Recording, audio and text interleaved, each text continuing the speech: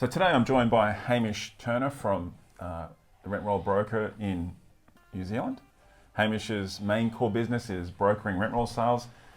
Been successfully doing that for a number of years. Hamish, once again, welcome. Thanks, Rod.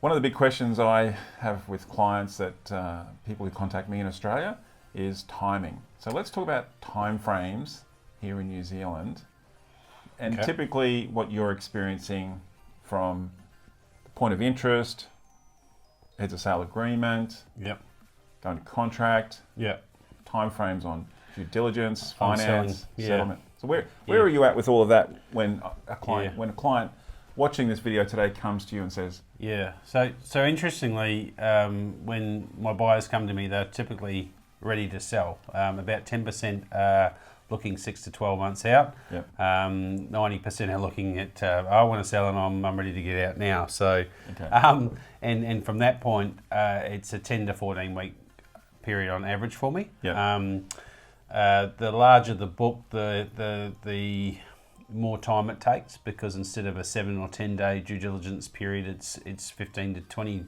working days. So that alters it by a couple of working weeks. So, but if we step through the timeline of a sale, it's for me it's a 2 to 3 week build time, and that build time includes an expressions of interest, completing a business audit that I provide buyers, building a buyer's register. I've already got buyers registered within, but actually nutting it down with the vendor.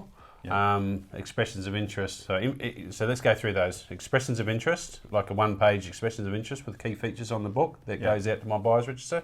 Completing the buyer's register, completing an information memorandum, which is basically the sales proposal. And it's got to be match fit for a bank or a lawyer to look at. So it needs to look good. It needs to have good content. So it's good. Be correct. So, and then your business is audited as well. So I'll fly one of my affiliate consultants in and complete a 20 to 25 page business audit. So about 75% of the work I do is done pre-sale, which has been unusual for most brokers. It is unusual because you're even doing an audit, aren't you? Internal audit of the business prior to going to the market. That's right, and that audit would usually charge $3,500 plus GST for. I do that as a part of my sales process because what it does is it unearths any gaps in the business that are going to be discovered during due diligence. It also allows the buyer to put in clean offers with good, solid information. Confident that what he's putting an offer on is what he sees.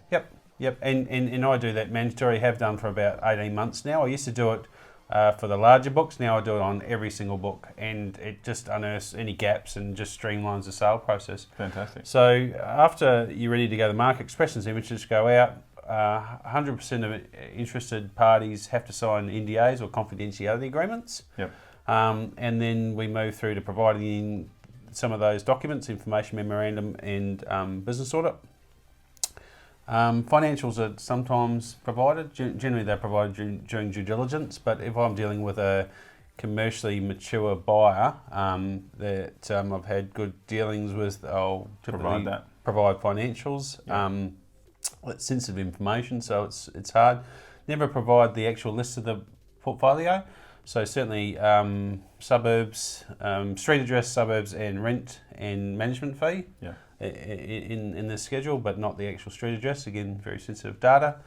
And then move to offers. So I might be doing a tender or a sale by negotiation, which will typically end up in a multi-offer majority of the time. If the book's of scale, it just takes longer than the 10 to 14 weeks usually. It's more like a 14 to 18 week process. So when I say scale, anything between 800,000 and 2 million at medium size. At scale, it's sort of 2 million to 3.5 million sort of range. So that's interesting on time frame.